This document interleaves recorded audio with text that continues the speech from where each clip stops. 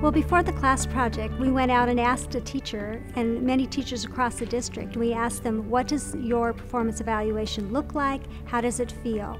And primarily, we got the answer, it's not meaningful.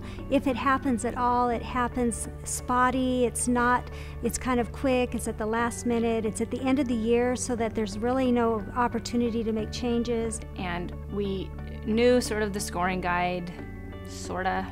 And, the administrator would come in and do the evaluation and, would mark the boxes and, we'd all sort of shake our heads and off we'd go.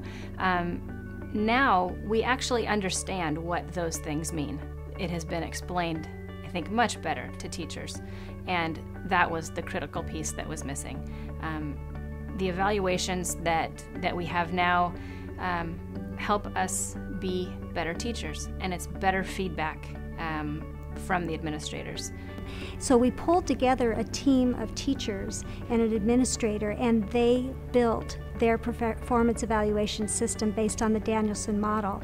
So it's by teachers for teachers. And that has had the greatest impact on the system itself, is that the teachers designed it. The new evaluation system in particular is really focused on teachers. It gives them the option to develop their own way of getting evaluated. But along with that, the observations by the administrators have now been honed quite a bit because of our class project monies. The administrators actually have gone through a training. We've hired a consultant to look at our manual and also look at our methodology and also some of our rubrics that our administrators use. The teacher said what we would need the most after we understand this is our administrators need to truly understand the system. They need to understand, calibrate, understand the language, know how to have meaningful conversations with us, and really help us become better at our practice, because that's going to increase student achievement. I mean, because of this focus on the student outcomes, specifically on how are your students learning, increasing the student learning, I think that makes a big difference in terms of how you're evaluated or how you even evaluate yourself. Again, I think the class project has given us some options for really evaluating and taking a look at your own performance and giving us some measures to evaluate your own performance.